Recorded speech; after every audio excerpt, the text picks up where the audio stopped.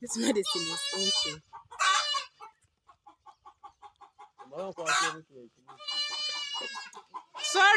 Sorry. Naira wensigo nawe ogudembo.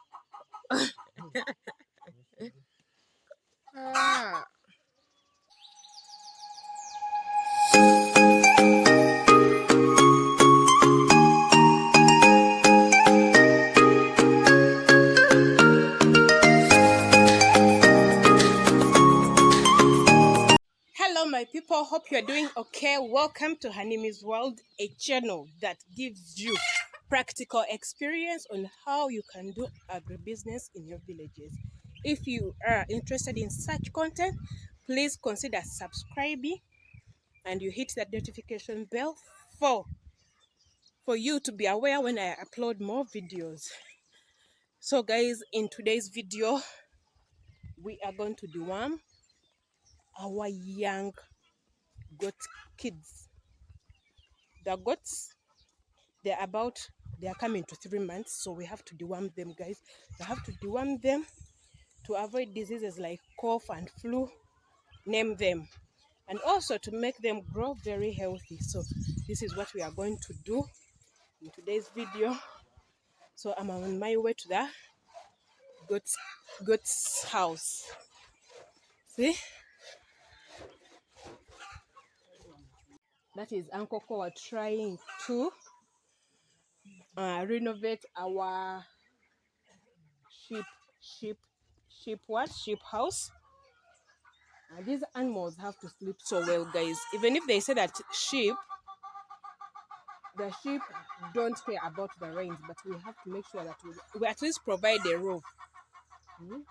So you have to use the materials that you have to make these animals comfortable. So we are coming to a rainy season, and we decided to complete this house by putting more black chivera. This chivera can really work so well to provide shelter for these animals. You don't need to have very expensive structures, right? So long as you give a comfortable and healthy life for your sheep or for your animals. So you use the materials you have to make good life for your animals. After all, a sheep that has grown up in an expensive house is the same price as that has grown up in this local housing, though the housing must have those must-haves to make the animals comfortable. So this is what he's doing. He's trying to roof using that black chidera. Then later on we shall put that chuempe. Yes, it does so well. So let's continue to go and see these young ones. Ani asuze muno nantume oba sente zandabanga baddukana oba nze ndaba obubi. So the exercise is beginning. We have to deworm these animals. We are going to deworm both orally. Then we also deworm using we are going to deworm using also noromestin. Noromestin is for the injection. You inject the goat with that medicine, noromestin, to help kill those parasites that hide in the skin, that hide in the organs, different organs of the goat, like the liver, the kidney, name it. So it is very healthy for these young goats to receive such treatment. If you really need results from farming, you have to treat these goats because they are like human beings, guys. So right now we are preparing that medicine to deworm them. These goats are coming to 3 months. Yes. So according to their size, they give them the meals according to their size. Ezo meals mmeka lubyogo? 3? Kati gw'omala ogenda muteekawo. Mujja mumanya? After they inject noromestin.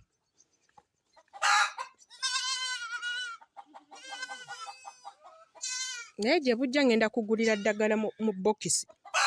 That's expired day. Wendabaka kati akacupa sirowooza oba kanaamalako.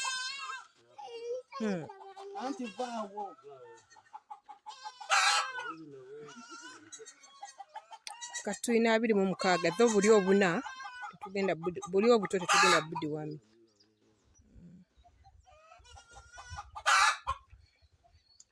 So after we've done this, you'll see a dramatic change in the look of the goat. A goat that is dewormed both orally and using the injection, your marastin, the way it looks is different from that goat that has worms. How? Because when you inject them, you kill those diseases that make their fur look like standing. They will look so beautiful and the fur will be like shiny after you've dewormed them. The look of their body changes, guys, to a healthy one.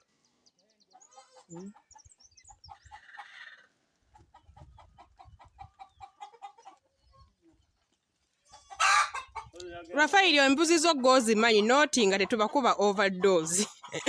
Otandise n'abaana bagu. Hey, okay.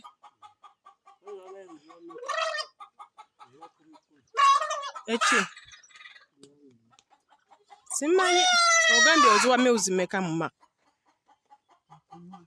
Mukunywa ziwa meka. Yeah. Okay, we are giving them 10 meals orally. Yes. Wagamba leverfast yasinga albafasa.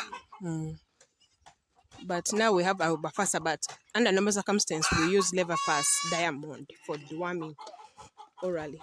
Oyoto mumazi ono yasinga okuba ne ssenyiga Rafael gundi mubyo. Oyo alina ssenyiga oyo ali bubi. Embuzi gye nsinga okwagala mu babbebi. Omanyi nti eri mu mwezi nga gumu kitundu. Nga ayina emputtu. Eddagala lyonna ligenze bweru yeetaaga mwongera ate yasinga ebiwuka. Omanyi alimu olwa bbowa. Ezo embuzi ze njagala.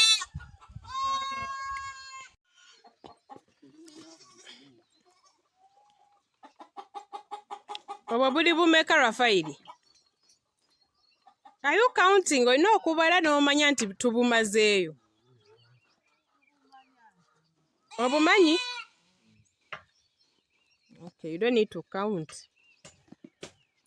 Buno omukaaga obusembayo tetugenda budiworming. Bwe baakazaala obutalinaaweza mwezi, right?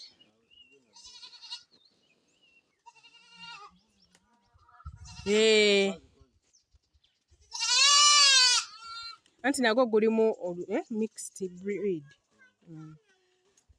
Look at that goat. Yabadde ki? Kakulumye? Kati yegendereze. Shut up.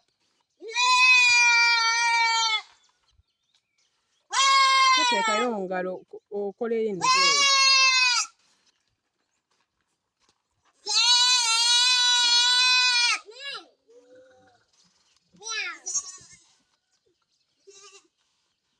Olaba difference y'okulunda embuzi eziri mixed breed ne buno obwaffe Obuganda. Kati oyo gwe baleese almost babazaalira wamu ne bali. Leera kati ye size waali. Bw'eba nti kalaawo awo oba oli kumpi kutwala katale. Mu myezi 8 oba otunda.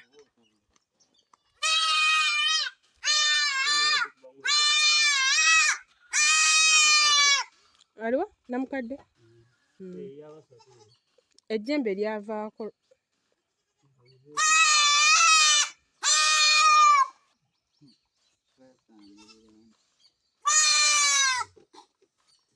Ojja kufuna n'olunaku bwonna tubulaawe.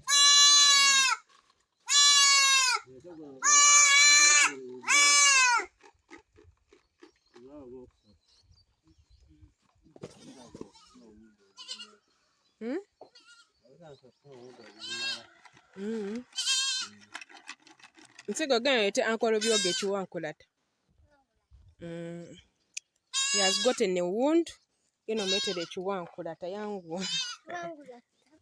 Mwana w'omukyala ino manya chiwankulata.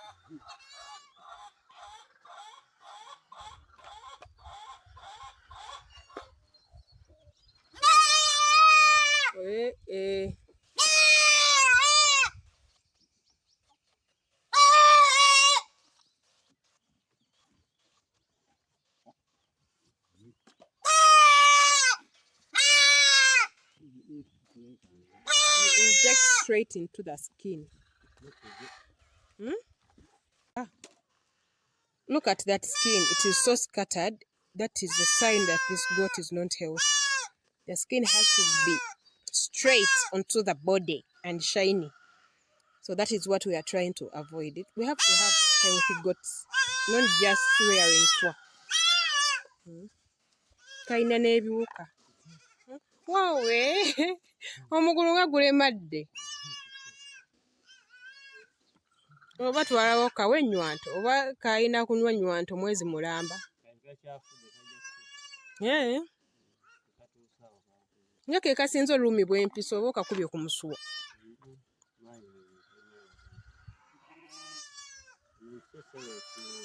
Esiiwe?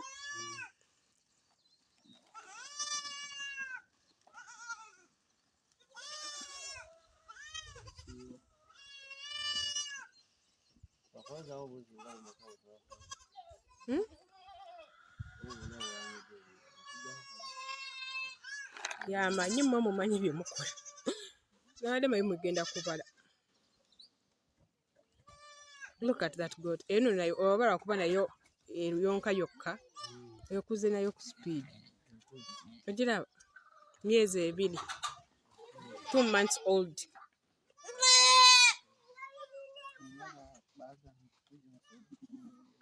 Tayonka.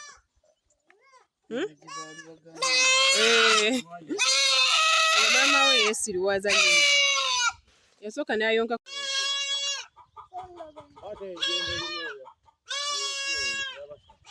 Kyagamba obubuzi buweza obubuzi 2.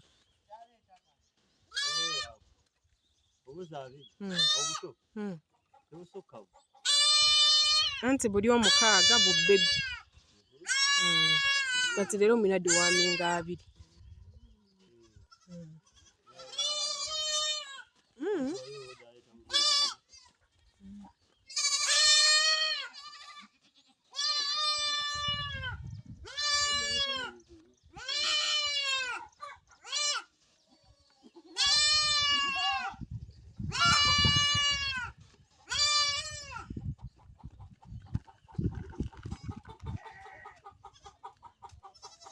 First wait, ono ali eno mwamugize.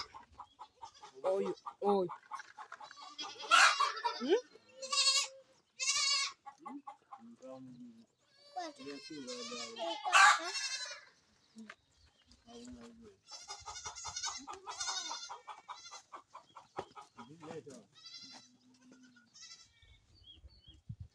Mulabe omugaso gwa ease nga taliyo. Muyinza okulowooza talina mugaso.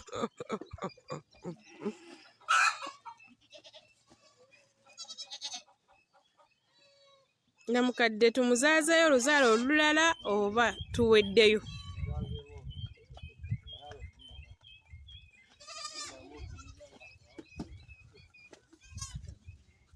Neno naye yeetaagamu eri omu lususu.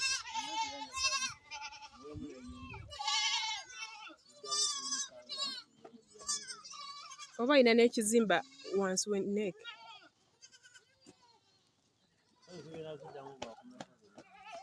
Mu mwezi ogujja. Mu Maaci.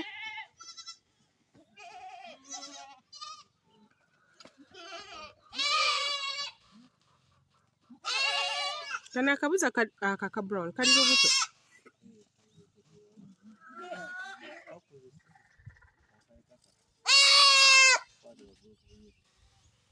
Oyo yawona circumcision. Yawona mukebereko. Ndabawo just kagumu.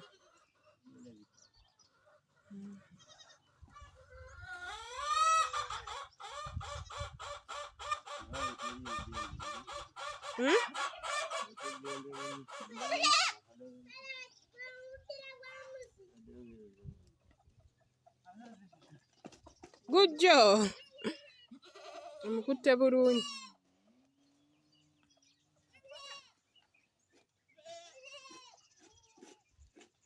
Ono yabadde yasimula oyo yakubisizza bannembu.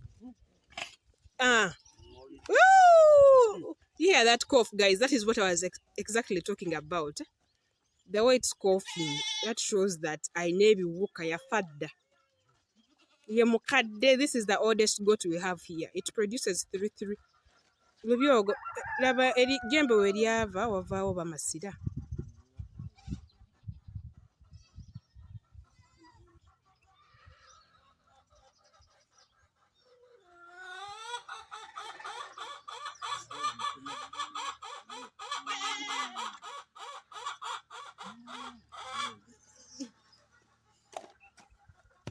Hey, why are you beating it? Ekoze. Mukazi watu wadembe wadde mubbi. Wangamba mubbi nnyo. Banne babeera eri nga ye abeera eva walala. Akajembe limu kali. Kali.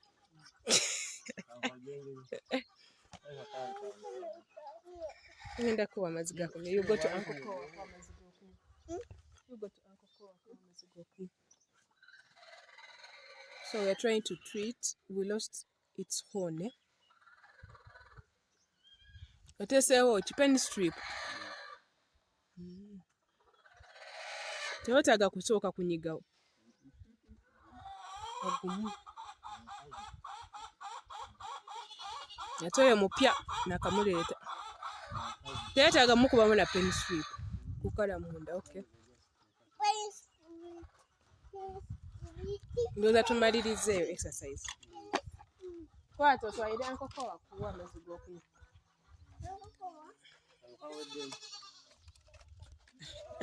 We've come to the end of that exercise, guys. You've seen how we deworm, how we treat our goats, guys. Goats that are not dewormed look so ugly. So the feathers are like standing.